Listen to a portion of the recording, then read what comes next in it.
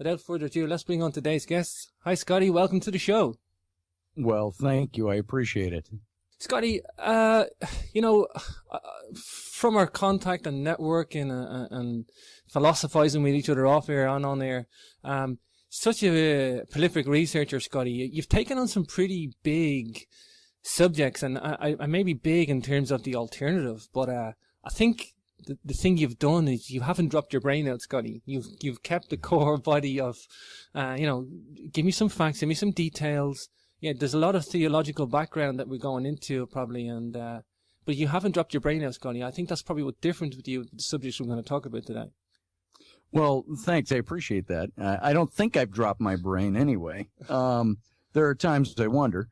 However, this whole thing with the Nephilim, when I started writing it, it really took almost 25 years for that to germinate before it became a reality.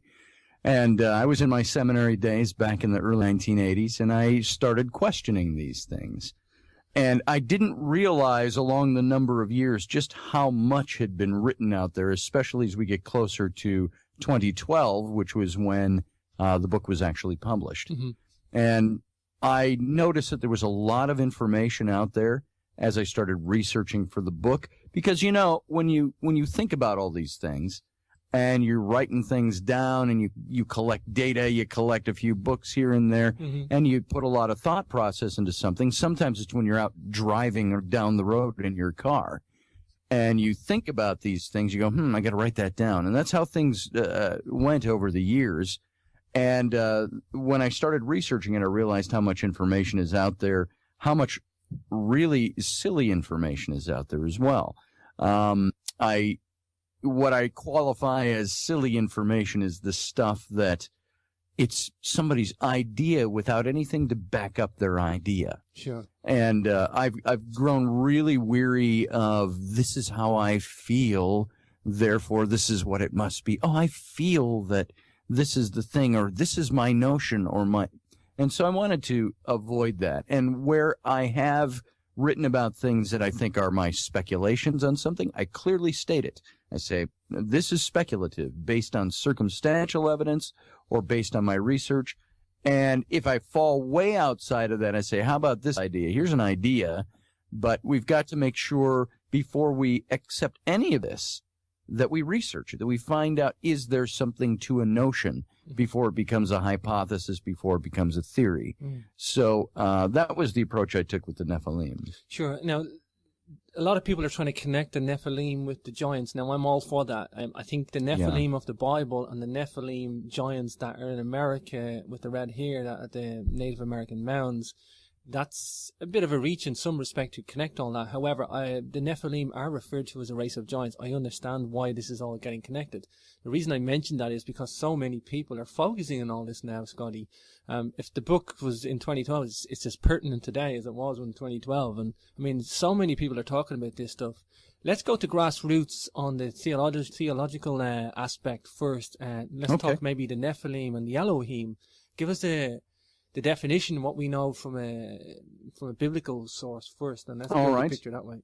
Well, it's interesting that the term Nephilim has really been taken out of, nowadays especially, out of a biblical context. On scant occasions, you'll see somebody make biblical reference. The problem with that is that the word Nephilim is a Hebrew word, and it comes from the Hebrew Old Testament, or the Hebrew Bible, if you will. And that is the source point of the word. And the word Nephilim is Hebrew that means, Nephal means to fall, to come down, to descend, or to leave one's prior estate for another. That kind of thing, a changing of location. And the im on the end, or him in the Hebrew, is a suffix that's placed on the end of the word to denote plurality. So it just simply means those who fell, those who came down, those who left one place and came to another. That's really the Hebrew definition of the word, as you find it, as a bland word in Hebrew. It might not necessarily, sorry, Scotty, it might not necessarily mean fall from grace. No, there is no connotation of falling from grace. As a matter of fact, the word nephal in the Hebrew could have meant stumbling and falling down a step. It could have meant falling in battle. It could have meant coming down or flying down or descending something. could be descending a flight of stairs. You could Nephal, but it has that connotation of falling, not necessarily from grace, but perhaps in battle, perhaps having to leave one place for another place. And so there's not a negative connotation with the word. Okay, so get that out of the way. Tell us about the Elohim then. The Elohim, there is, in the biblical passage, Genesis 6, it talks about, in the English Bible, it says, "And the sons of God came down and intermingled with the daughters of men and had children by them." Well, this term sons of God always confused me. I wanted to know what it meant. In the Hebrew, sons of God is rendered B'nai Ha-Elohim. And Elohim is the name used about 3,000 times in the Old Testament for God. While he has many different names in the Old Testament, Elohim was the one used the most. And Elohim is a word that has the him ending on the end, just like Nephilim. And so the him denotes plurality. Mm-hmm. Elohim literally means God of or among many gods. And that plurality is of El being the base word in the Hebrew for the name of God. So Elohim just simply means God of many gods or God among many gods. And so in essence what the biblical passage is saying is, those who are of the God of many gods came down and intermingled with the daughters of, and in the Hebrew it says Adam, meaning simply man, human. Mm-hmm. And so there's a difference, a great difference that's being made in the text between the two different beings. Because what I was told, frankly, in seminary, we were told, it doesn't mean anything special about these beings. It just means that the guys who were the sons of the aristocrats who built the school of the prophets came slumming down in the valley with the common women. And I said, but you taught us in systematic theology that words mean things and language is important. So in the Hebrew, if you have the B'nai Ha-Elohim mated with the daughters of Adam, I said, why is the contrast there? Mm-hmm. And I was pretty much told to be quiet about it. So the Nephilim and the Elohim are related to each other in what respect? The Elohim and the Nephilim, the Nephilim, as I've clearly stated, are nothing more than the descendants. They're the offspring. You've got the Elohim, and in the book of Enoch, by the way, they're referred to as the Watchers, another very common term that's out there that's got all this mysticism about it. But the Watchers, or the sons of God, the B'nai Ha-Elohim, came down and mated with women, and the offspring were the Nephilim, those who are of those who fell, or those who came down, or those who left their first estate. It's the Elohim, the plurality. So whether we're talking angels or extraterrestrials or another Neanderthal type species or whatever it is, we are talking about a hybrid race, an offspring between definitely one group and another group. Now, generally, we define hybrid as being something that cannot then reproduce itself because it's hybrid. Yeah. So I think hybrid is probably an incorrect or a misnomer in this case, because it says the Nephilim spread. It said that they grew and spread and filled the whole earth. So there is obviously a reproductive capacity there. So I wouldn't call them strictly hybrid, but they are definitely a hybrid of sorts. Sure. Between what biblically you could look at the text and say, it doesn't say aliens, but they really are talking about extraterrestrials, not of this earth, because they were celestial beings of a sort. At least that's how they were defined by the writers of the scripture. And they're not angels. This is one of the, I believe, also the big misnomers about the Watchers and the Elohim, the sons of God. It never calls them angels anywhere. In the language being used there, angelos, or in the Greek, angelos, would have been angel or messenger. And angelos never appears in the Hebrew text anywhere. Mm-hmm. It's not used to describe these beings. What is used is Elohim. And it's interesting, if you do a little cross-referencing for the sake of scriptural cross-referencing, go to Psalm 82, and there's a very clear-cut passage. It doesn't tell what's going on, but we know that God is judging someone here, and he's in front of a group known as the Divine Council. in the English. And it reads like this: and Elohim, or God, it says in the English text, and Elohim stood before the Elohim, and he said to them, you are all Elohim, the bright shining princes of heaven. But then he goes on to pass judgment on them for something that's unmentioned. And the interesting part is where you see the word Elohim used as both singular and plural. It's got the plural suffix on it, but it stands for God. You ask a rabbi or rabbinic school, they'll say Elohim can mean multiplicity of gods. It can also mean a singular God with a multiplicity of power and majesty. And I believe that that is something that's added to the word. It's an interpretation, not what the word actually says. So what you've got in Psalm 82, Elohim, singular, stood before the Elohim, plural, a group. And he, singular, said to them, plural, you are all Elohim, plural, the bright shining princes of heaven. Highly indicative of something, Scotty. I think it is. To me, and this would be blasphemous or heretical in some circles, For sure. but I believe the Old Testament actually does not teach monotheism. It teaches that there is more than one God, if you will. There was Elohim, there was Jehovah. There was also the Elohim by definition, meaning there are more than one. And there was the Elohim singular addressing a group he referred to as Elohim by the same name in the plurality. And so I think what you've got there is a case of something that is very much like the Greek gods of Olympus, the Roman gods, this pantheon of gods that is there. And as a matter of fact, in several places in the Old Testament, especially you'll see it in the Garden of Eden story, which, by the way, links the princes, the bright shining princes of heaven, to the bright shining one, Nakash, the serpent character of the Garden of Eden story, which is in the text. He's never called Satan, the devil, or Lucifer. He's referred to as Nakash, which means bringer of knowledge, the bright shining one, the bringer of chaos. And not in that negative sense, just chaos, meaning it's upturning things from what they once were to what they are now. And you have a response to his actions in the Genesis story, which says, and Elohim said, the humans have eaten of the tree of the knowledge of good and evil and have become just like us. Let us therefore go and prevent them from also eating of the tree of life, lest they become immortal. And this is what's interesting about those words, as you see them referred to and cross-referenced back to older stories.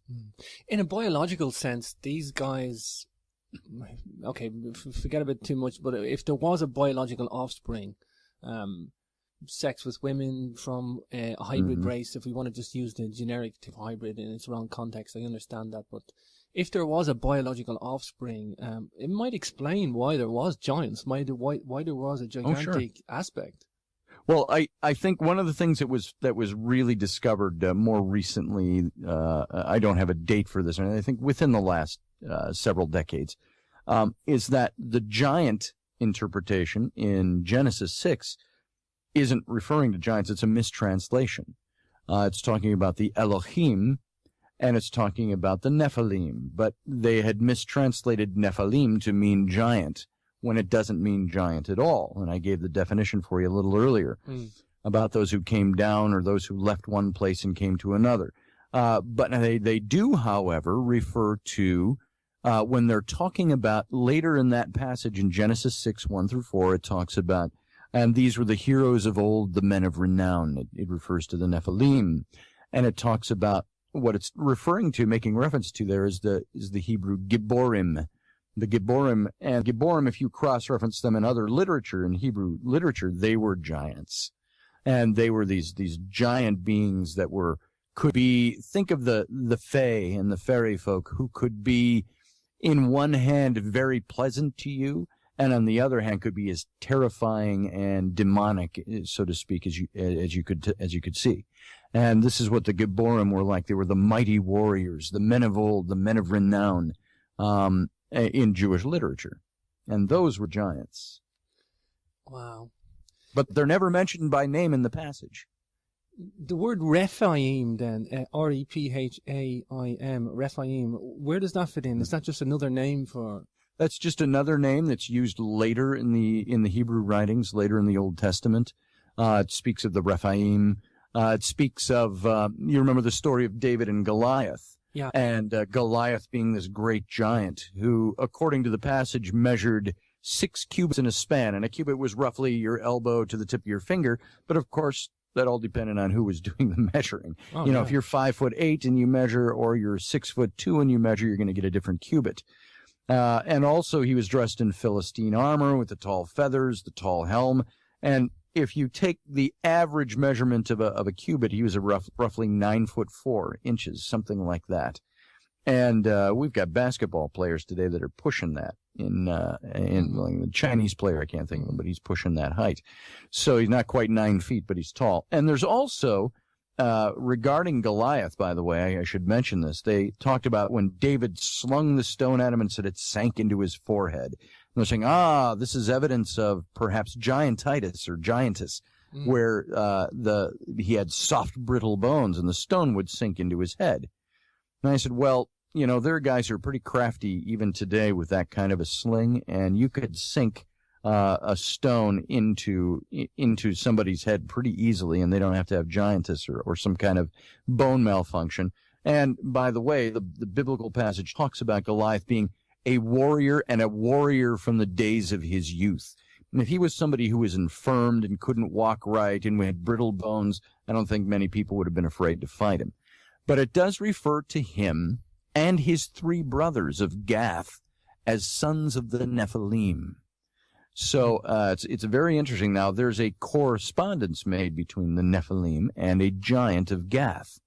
So and there are other passages in the Old Testament talking of the Rephaim, the Nephilim, and so on. But interesting story is, all we know is that David, we have the cute little Sunday school story where the little kid with the sling, conquers the giant. It's become a metaphor down through the ages.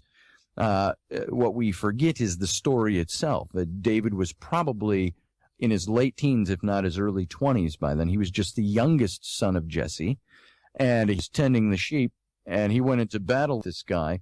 And it said after he hit him with the stone, it said he took Goliath's sword, smote his head from his body, and he took Goliath's head and sword with him to Jerusalem. Now, the interesting point there, historically or textually, is that David did not become the king and go to Jerusalem for about another 13 years. So there's an extrapolated piece of history there about David and Goliath being written much later. And so David had that head and sword with him for 13 years at least before he entered Jerusalem. And then it says, during that time, he and his mighty men of valor hunted down the other 3 brothers of Goliath and slew them all. So there's some parts of that story that don't get commonly told. You know, Scotty, I'm sitting here thinking, and as an engineer, I've done statistics and mathematics. I've had to a high level. And one part we functioned on statistics was population statistics, and all populations, whether they're rabbits or bears, whatever, they breed and they settle down, and you can write a population statistics for any type of breeding program. Sure. However, if there were giants as offspring, eventually that would settle down. Perhaps in that statistical measurable sense, there was some giants as offspring initially. However, that would have just been absorbed into the population.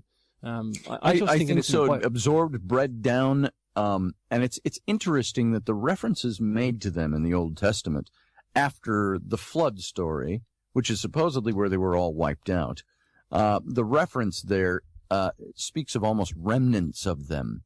And what's very interesting when you talk about the flood story, I believe, and again, now we're looking at less the technical side of who the Nephilim are, and I'm looking mostly from the biblical stories.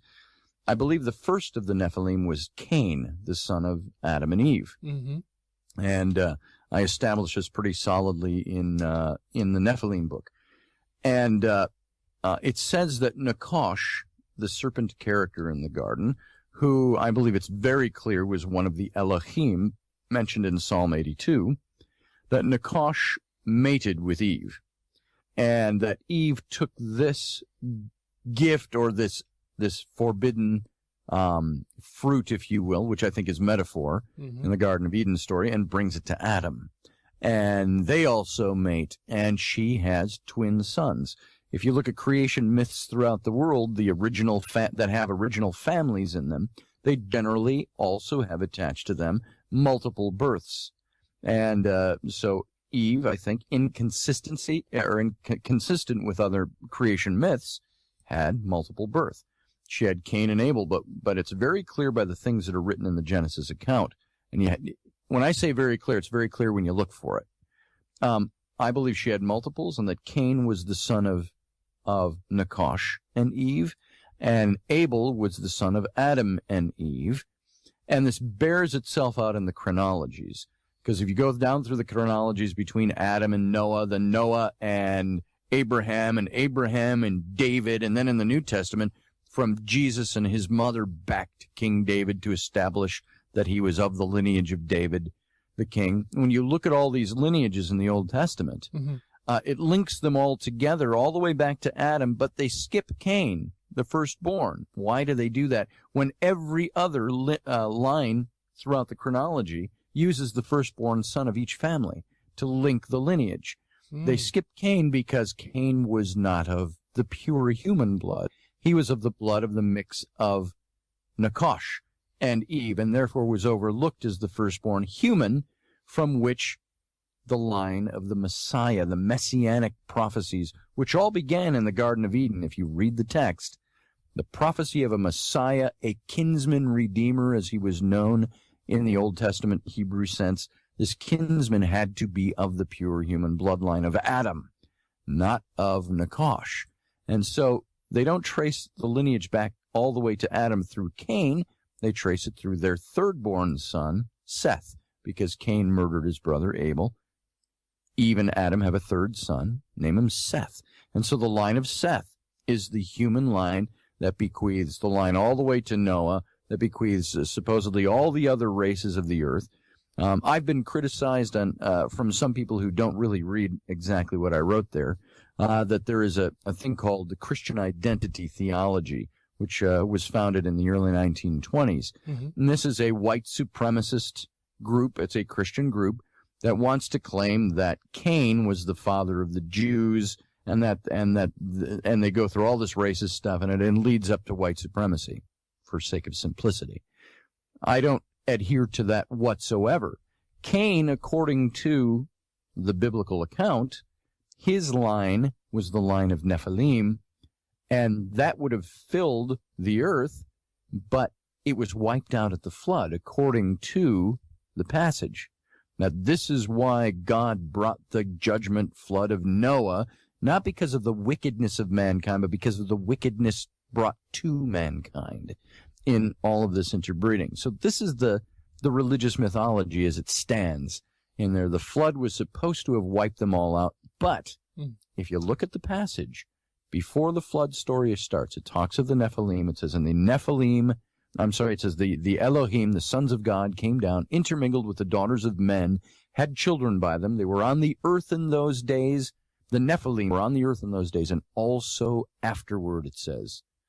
And so that's what's interesting, is this is supposed to be a judgment to wipe them out, but it's ineffectual because there's still a remnant of them that's out there. And this is where you see the remnants of the Nephilim, of the Rephaim, of these beings that are out there, such as Goliath, who you find much later in the Old Testament. Sure. You know, I'm not the greatest biblical scholar, Scotty, but I have come to believe from meeting guys like yourself and talking and philosophizing that I now consider the biblical sources to be a historical account, at least in the sense that we may not understand them totally, but I do think there's a historical core body of truth in them all. I do too. I do too. And I think this is where people who want to... I always think there is a bias when people say, "Oh, you can't go by that. That's in the Bible. The Bible, as we know, is all storybook." Well, that in and of itself is an incredibly naive statement about the Bible. The Bible is a book rife with historical accounts, and that history just happens to be the faith stories wrapped around them. This does not make the historical account ineffectual. It just means that the faith part of the story is something that you can either choose to believe that or not choose to believe that.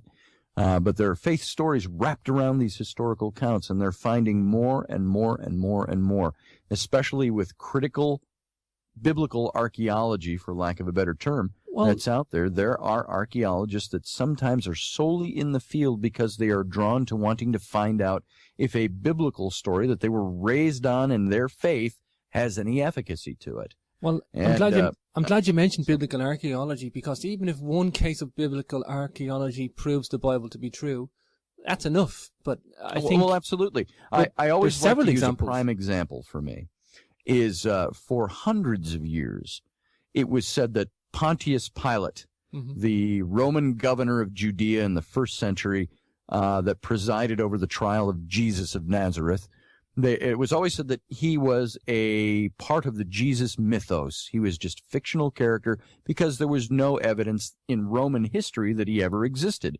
Other than you had the writings of Tacitus that mention him. You've got the writings of Josephus, the highly dubious writings of Josephus from the 1st century that speak of Pontius Pilate. But there were no real Roman records that existed of him, so they passed him off as part of the Jesus myth. And it wasn't until 1964 they were excavating in Caesarea Philippi, which was the Roman capital on the Mediterranean in Israel, for the Roman governorship there. And they were excavating something else, and they ran across a cornerstone of a gymnasium that had been built in the 1st century. And the gymnasium cornerstone read Praefectus Pontius Pilatus, dedicating this to Tiberium or something like that, to Tiberius Caesar. Wow. And so that was one of the first solid bits of archaeological evidence that Pontius Pilate actually existed and was actually a prefect of Judea in the 1st century during the time that Jesus was supposed to have lived.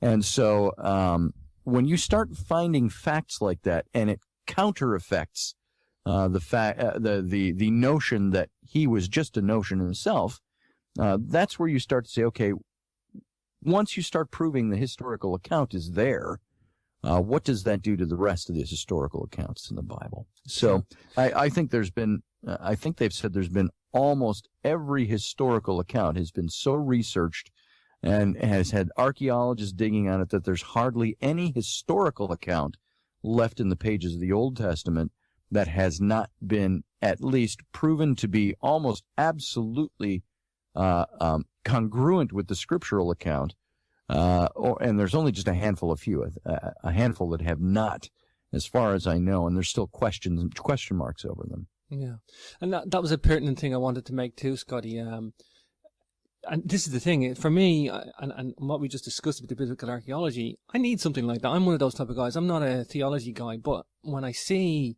the tangible aspect to this now, I go, oh, I'm going to wake up to other things in the biblical resources, at least for the research purposes. I think a great example, and go back to the Nephilim and the giants thing, is Og, the king of Bashan.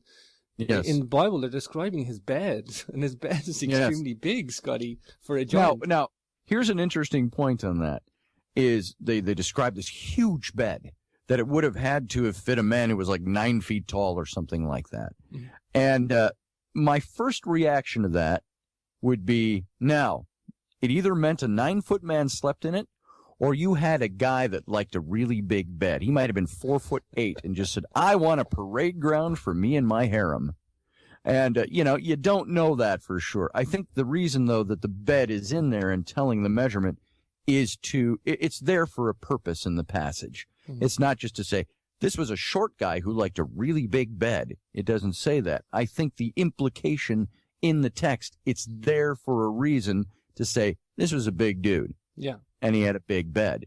And I think this might be a good place to say, too, is that while I talk a lot about the scripture, this is where I studied, and I was once very steeped in the faith, and I have drifted far afield from the faith. I am somebody who is, I'm not an atheist, but I am a pure agnostic, just meaning simply I don't know the answers anymore to the faith questions. Sure. And I'm still seeking those. So I don't adhere to the faith story, in case anybody listening or watching might say, well, this guy's just a Christian. He's just trying to justify his faith. I'm not. I don't have an axe to grind either way. As a matter of fact, I would tend to go with a lot of ideas that go against what the scriptural teaching of faith might say. But the historical accounts where you can find that they're documented or verifiable, that to me says something is to that story, which makes it a really interesting story. And so you have to ask, is the faith question that's wrapped around it, is there anything to that? Because all of a sudden, we find the historical story is accurate. So it's all a part of a searching process for me. You know, I had L.A. Marzulli on. I know you know L.A. and I know him. Yes. Interesting guy, and he concentrates a lot on the Nephilim architecture and goes at that angle. It is a point worth noting, and I know you're coming to the British Isles for a tour as well, Scotty. Yes, with you. Coming to my neck of the woods to look at some ancient megalithic Nephilim architecture. I've come to believe it is Nephilim architecture for a variety of reasons. We could do another show on that. However, there are many place names in Europe, specifically the British Isles, that have the name Og in it. And they are megalithic. They are megalithic cyclopean structures just rife across Britain. We even have an Irish tale. First time I thought about that with the name Og, if you remember the old John Wayne movie, The Quiet Man, filmed in Ireland, and the old man in there was Micheline Og Flynn, and that's when I first heard that name. I thought, I wonder if there's any connection to that. Yeah. So we even have in the Gaelic tales. We even have an old tale, a mythological tale of Tir na Og. Tir means land, yes, and Og means the land of Og. Yes. People think that's the land of young because Og means young now, but these giants were supposed to have longevity. So that's maybe why Og now means young in Irish, to live forever. In other words, to be immortal. So they may, I didn't know that may refer to the name Og as the immortal ones because it's got such longevity. Let's go back to Noah, the Book of Enoch. I mean, all these biblical people living such long periods of time, they would consider them immortal to a normal being of 70 years old. Yes. And I think also of the Tuatha De Danann, which I am not well schooled on fully on the Tuatha, but I found it very interesting that the Tuatha De Danann are a counterpart or a correlated myth that looks just like the biblical Nephilim myth. Oh, sure. It speaks of the bright, shining gods who descended from the heavens, intermingled, and there were the great wars and so on, and they were driven back into the hollow hills and became known as the elven folk. And this elven folk, again, there's the word El appearing there from the Elohim. And so you've got the elven folk, and these were characters that were supposed to be immortal. They were supposed to, by immortal, I mean they could live much longer. They could get hit by a chariot and probably die, but they were supposed to have long natural lives. Wow. And they were driven back, and they were descended from heaven. And of course, you get the historical versions of who they were, but I think the historical versions and the mythical versions kind of clash with each other a bit, obviously. But these characters, the Tuatha, are a correlation to the Nephilim, and probably one and the same. Yeah, we've got incredibly early sources for the Tuatha De Danann, or Tua De Danann. I pronounce it the English way. I should pronounce it the Irish way, is Tua De Danann. I pronounce it like I say it in English, but incredibly fascinating people, a group of people. Incredibly, a lot of parallels too, Scotty. You're right. There is a lot of parallels there. I want to kind of migrate into the Anunaki, Scotty, because maybe the Amorites are in the Bible. Maybe the crossover we could talk about. The Amorites are linked with the Sumerians, but they're also in the Bible, and they were supposed to be of giant stature as well. Is these Amorites, are these just another label or another name for these same group of people migrating into Sumeria? It's possible, because it's one of those people groups that we don't know much about. And I do want to make a connection before we get into that, is as far as the Tua, or the Tuatha De Danann. There was also that Danann. It was said to have been descended from the goddess Danu, but it's also a correlation to the word Anu. which is the Anu, the Anunnaki, and they're actually referred as the Anu even in the old cuneiform text from Mesopotamia. While you're so there, it's possible the Tuatha were the Tuatha De Anu, and so the correlations are very strong there.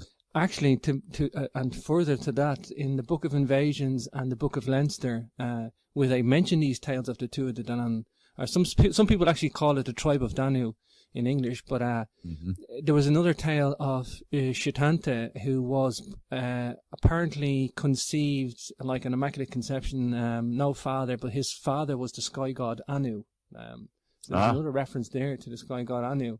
And that's his Shitante is a famous mythological figure, or a hero of at least of the Celtic tales, anyway. Again, what's very interesting to me is how much information is borrowed from culture to culture to culture. This is where you start looking into historical study, anthropological study. I always like to look at the similarities between the Genesis story and the Anunnaki story. And what I have written about this, I've said it appears to me that Moses, if Moses is who the Bible says he was, and I believe I believe I've identified who Moses was. He had pharaonic training, training as a palace brat, if you will.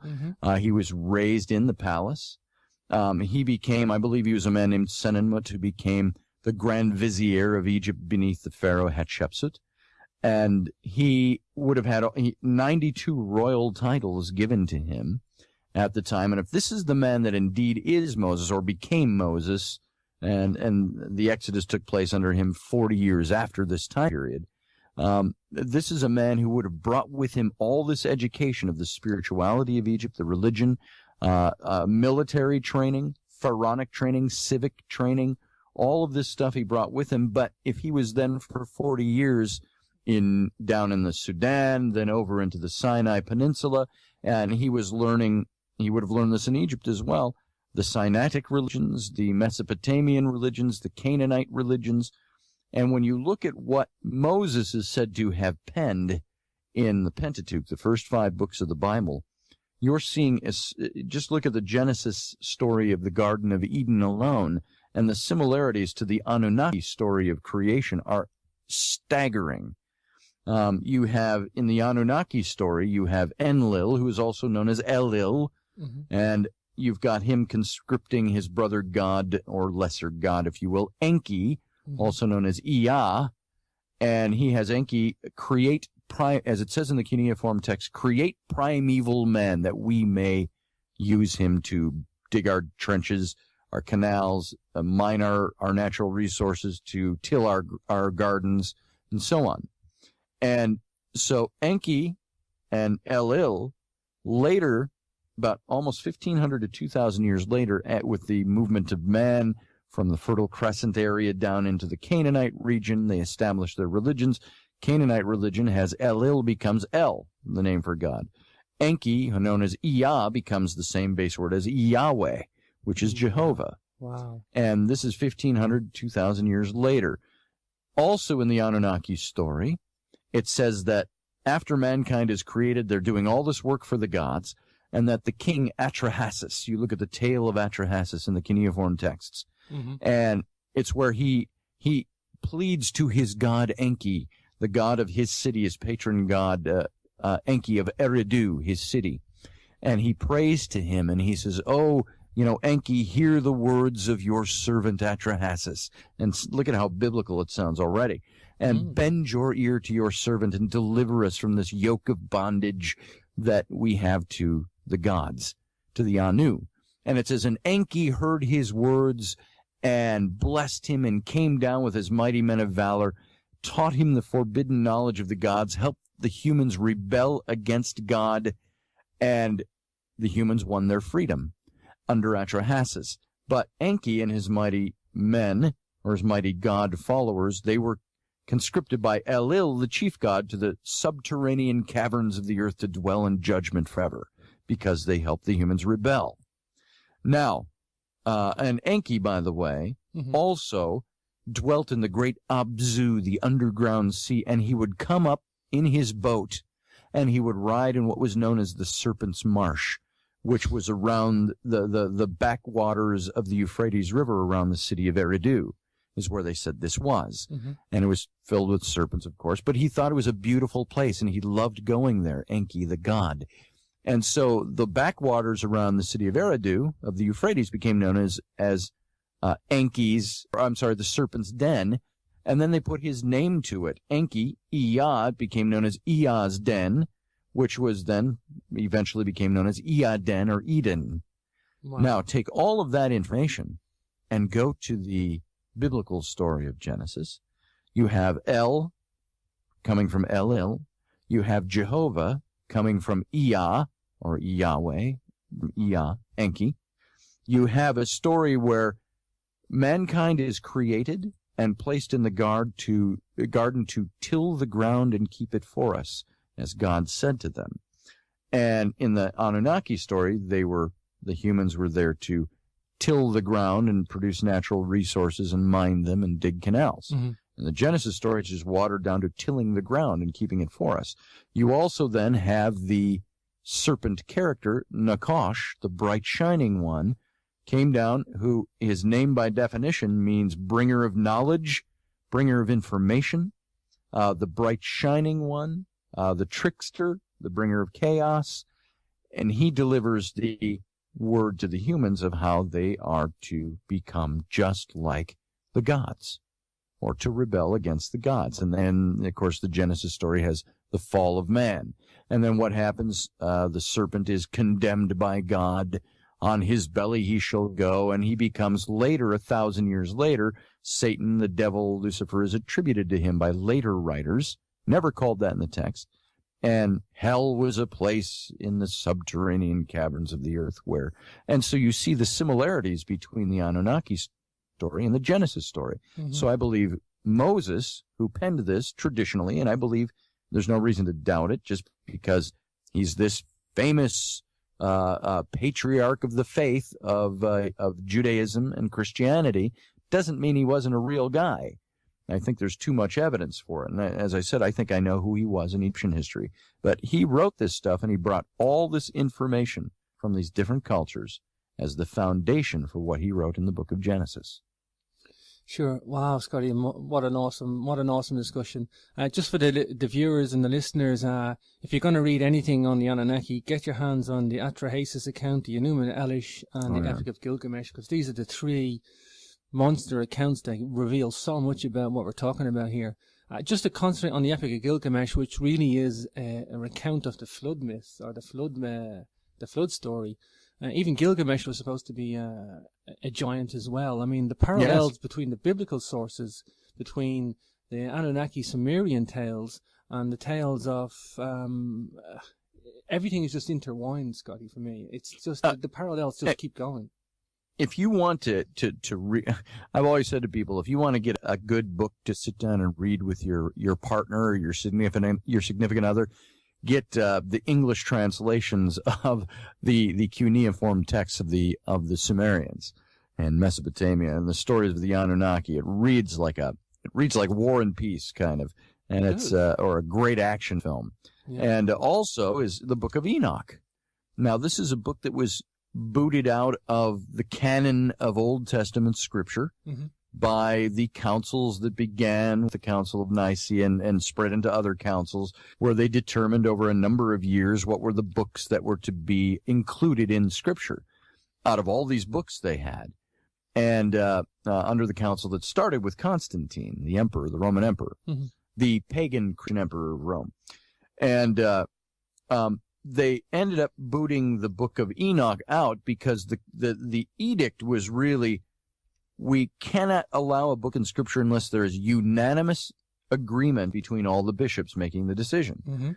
And on the books that they couldn't agree on, they either kicked them out completely, or if there was so much disagreement that they didn't really know what to do with it, they put them in the apocryphal books, which kind of set aside books. And Enoch is one of those. And you take that passage in Genesis, the Genesis 6:1-4, that talks about the Nephilim and the sons of God, the Elohim, and so on. You go to Enoch, and it spreads those 4 verses into 11 chapters. And this is where I believe Moses, who penned the book of Genesis, borrowed information or was referencing information or plagiarizing maybe information from the Book of Enoch, which only dates to the 400s BC, but it's supposedly supposed to have been a copy of a much older book that Berosus was looking at in the 4th century BC. And this was a much older text. And so the Book of Enoch supposedly dates back much further. And the 4th century is about 1,000 years after Moses wrote the first 5 books of the Bible. So you can start to see how the dating of all this works. But the Book of Enoch has some very interesting information. It talks about these 200 prefects who descended from heaven on the slopes of Mount Armon, which is Mount Hermon in the north of Israel. It straddles the borderland between Israel and Lebanon. And it says they touched foot there, and they decided to go in amongst human women and mate with them. And then, of course, the whole story takes off from there. But the very interesting point is that it never calls them angels in the Book of Enoch. It says that they are the Elohim. It says they are the sons of the Watchers. The Watchers who came down, which is correlated in the Genesis account with the sons of God.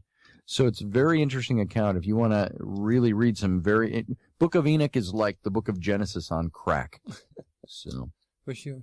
It's funny, I was with Andrew Collins doing a TV interview as well. I was in London, and when we were there, we were having a chat afterwards. He had a copy of the Book of Enoch. He said it's his most prized possession. It was 1789 copy. Oh, wow. It was actually Masonic Order, or fellow Brothers of Light, that produced this wonderful thing, and it just made me think that, why it hasn't been in the public eye for the last 200 years, but maybe some orders have traditionally, it's obscure because it's an apocryphal book. Yeah. So, but you get your researchers who want to know what these things are about on a deeper level. And when people say, especially from a theological point of view, will say, well, you can't really use that book because it's an apocryphal book. Well, to that, I just say, well, that's perhaps for those who are adherents to your theology.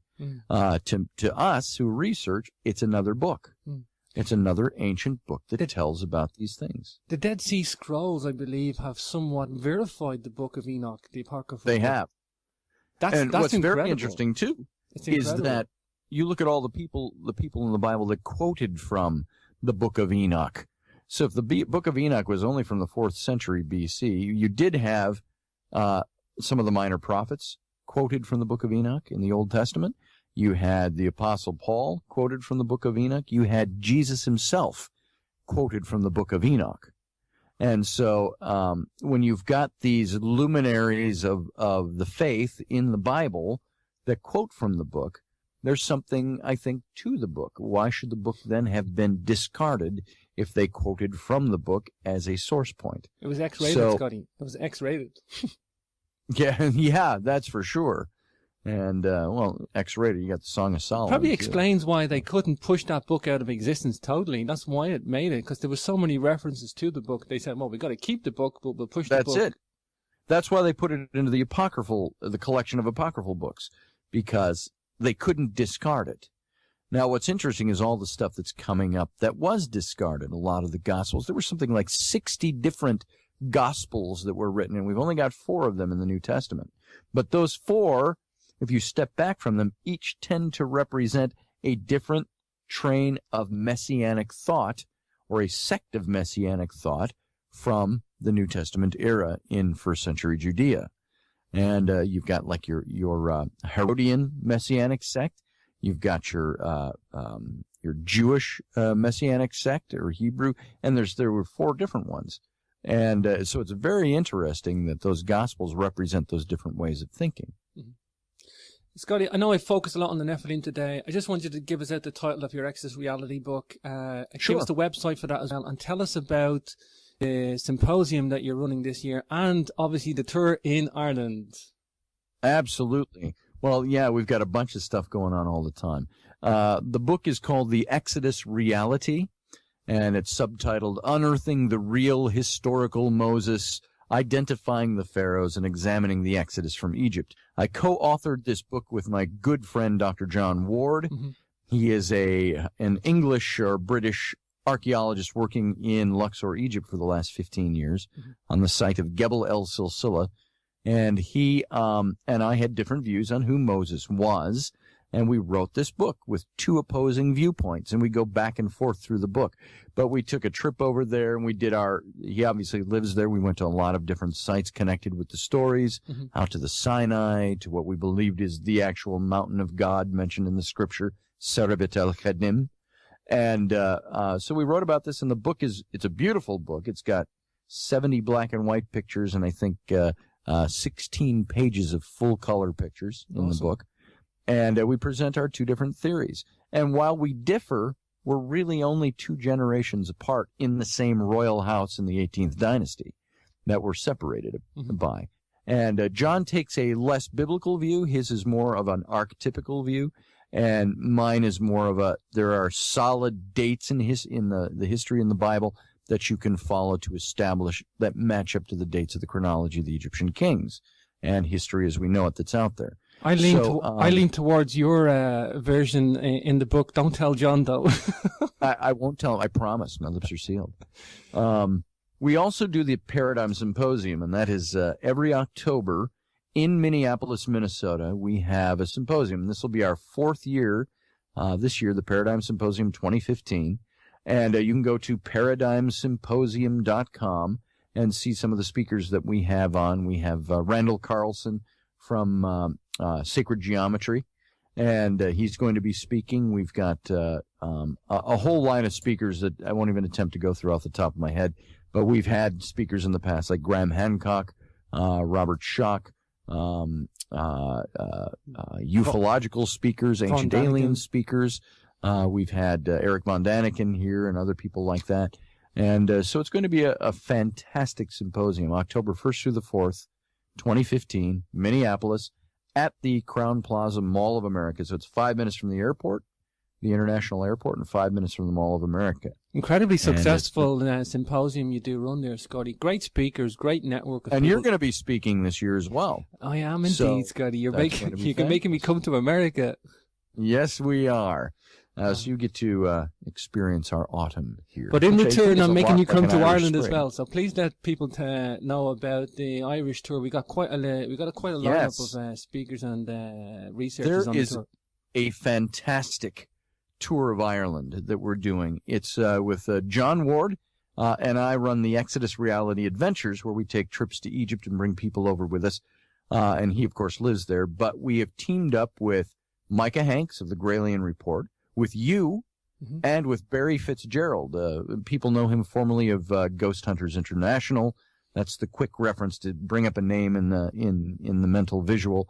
And he's an author of many books, and he's a great researcher on Ireland's past and on a lot of these mysterious things that take place. And so we've got John, Micah, Barry, you, and me are all leading this tour of Ireland. And it's Ireland's, we're calling it the megalithic, I don't have it in front of me, so it's megalithic and sacred places tour of Ireland. It takes place June of this year, so the middle of the year and the middle of the month, the 12th through the 23rd of June. We're all going to be in Ireland. We have spaces for 15 people. And so get your tickets quick, because these are going to go fast. We've just started putting it out there the last couple of days. And you can help with this too, James. Some of the places we're going to be seeing are the megalithic sites, the ancient megalithic sites, but also the sacred places, as the Irish refer to, the thin places. And we're going to see some things that are way off the beaten path. So, as well as drink some Guinness. So if you want to join us, go to ExodusReality.com. That's the website that John and I have for the travel that we do. So ExodusReality, just like the book title, .com, and click on the Ireland link. You can't miss it. It's right near the top under the header. And if you scroll down a bit, you'll see a big colorful banner for the Irish trip. You can click on all that, and you can find tickets and ways to get to be part of this trip. Sure. Of course, I have you linked up on jameswagger.com for tours, events, and you'll see it on the homepage as well, jameswagger.com. You'll find it that way too. Scotty, it's been fascinating talking to you today. I could talk about the Nephilim and the Anunaki all day long. The more I look into this stuff, Scotty, the more research I do, the more I find it really intellectually satisfying that we have some interesting, fascinating origins, but we have, I mean, if we didn't have these ancient resources to dwell upon, I mean, we wouldn't have a clue, Scotty. I mean, we really That's wouldn't. right. And I think that is the that's the fascination about it, is there is material out there. Tantalizing. It's not just an idea that somebody thunk up and had this, had a great dream and made up a great story. There's so much correlating information that crosses cultures that you can't deny that it's there. Now, the hard work is making it all pieced together. Tantalizing scraps of evidence from a multitude of sources. Scotty, I thank you for your time today. Of course, don't forget, Scotty does the Intrepid Paradigm radio program with Dr. John Ward. Check that out there. Scotty, I really thank you for your time today. It's been a fascinating discussion as always. Thank you, Jane. Battle, perhaps having to leave one place for another place. And so there's not a negative connotation with the word. Okay, so get that out of the way. Tell us about the Elohim then. The Elohim, there is, in the biblical passage, Genesis 6, it talks about, in the English Bible, it says, and the sons of God came down and intermingled with the daughters of men and had children by them. Well, this term sons of God always confused me. I wanted to know what it meant. In the Hebrew, sons of God is rendered B'nai Ha-Elohim. And Elohim is the name used about 3,000 times in the Old Testament for God. While he has many different names in the Old Testament, Elohim was the one used the most. And Elohim is a word that has the him ending on the end, just like Nephilim. And so the him denotes plurality. Elohim literally means God of or among many gods. And that plurality is of El, El being the base word in the Hebrew for the name of God. So Elohim just simply means God of many gods or God among many gods. And so in essence what the biblical passage is saying is, those who are of the God of many gods came down and intermingled with the daughters of, and in the Hebrew it says Adam, meaning simply man, human. And so there's a difference, a great difference that's being made in the text between the two different beings. Because what I was told, frankly, in seminary, we were told, oh, it doesn't mean anything special about these beings. It just means that the guys who were the sons of the aristocrats who built the school of the prophets came slumming down in the valley with the common women. Out there, as I started researching for the book, because, when you think about all these things, and you're writing things down, and you collect data, you collect a few books here and there, and you put a lot of thought process into something. Sometimes it's when you're out driving or down the road in your car, and you think about these things, you go, I got to write that down. And that's how things went over the years. And when I started researching it, I realized how much information is out there, how much really silly information is out there as well. What I qualify as silly information is the stuff that it's somebody's idea without anything to back up their idea. Sure. And I've grown really weary of this is how I feel, therefore this is what it must be. Oh, I feel that this is the thing, or this is my notion, or my... And so I wanted to avoid that. And where I have written about things that I think are my speculations on something, I clearly state it. I say, this is speculative, based on circumstantial evidence or based on my research. And if I fall way outside of that, I say, how about this idea? Here's an idea, but we've got to make sure before we accept any of this that we research it, that we find out, is there something to a notion before it becomes a hypothesis, before it becomes a theory. So that was the approach I took with the Nephilim. Sure. Now, a lot of people are trying to connect the Nephilim with the giants. Now, I'm all for that. I think the Nephilim of the Bible and the Nephilim giants that are in America with the red hair that at the Native American mounds, that's a bit of a reach in some respect to connect all that. However, the Nephilim are referred to as a race of giants. I understand why this is all getting connected. The reason I mentioned that is because so many people are... And I said, but you taught us in systematic theology that words mean things and language is important. So in the Hebrew, if you have the B'nai Ha-Elohim mated with the daughters of Adam, I said, why is the contrast there? And I was pretty much told to be quiet about it. So the Nephilim and the Elohim are related to each other in what respect? The Elohim and the Nephilim, the Nephilim, as I've clearly stated, are nothing more than the descendants. They're the offspring. You've got the Elohim, and in the book of Enoch, by the way, they're referred to as the Watchers, another very common term that's out there that's got all this mysticism about it. But the Watchers, or the sons of God, the Bene Ha Elohim, came down and mated with women, and the offspring were the Nephilim, those who are of those who fell, or those who came down, or those who left their first estate. It's the Elohim, the plurality. So whether we're talking angels or extraterrestrials or another Neanderthal type species or whatever it is, we are talking about a hybrid race, an offspring between one group and another group. Now, generally, we define hybrid as being something that cannot then reproduce itself because it's hybrid. Yeah. So I think hybrid is probably an incorrect or a misnomer in this case, because it says the Nephilim spread. It said that they grew and spread and filled the whole earth. So there is obviously a reproductive capacity there.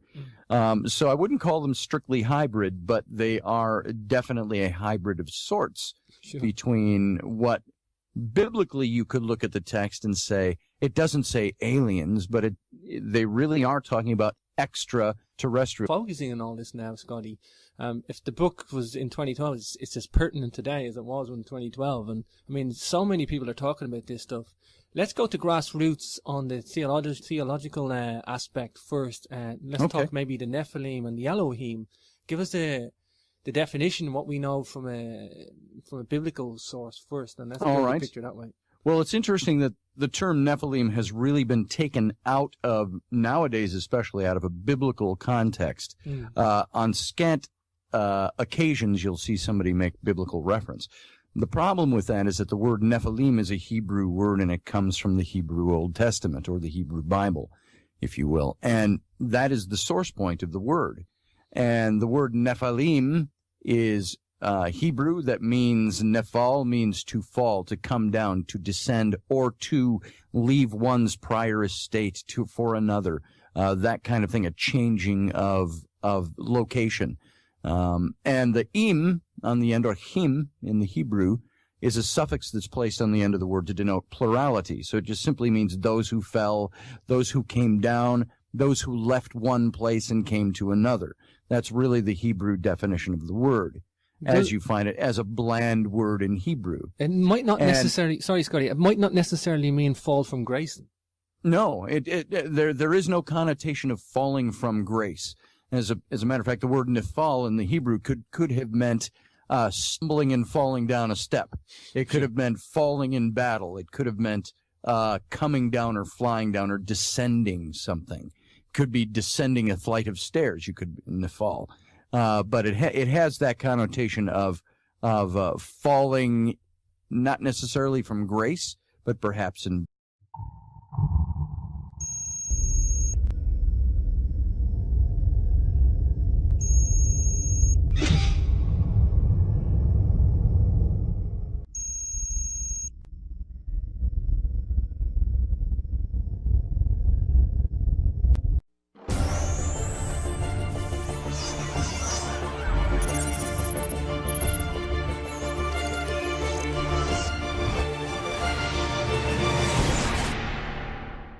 Without further ado, let's bring on today's guests. Hi, Scotty. Welcome to the show.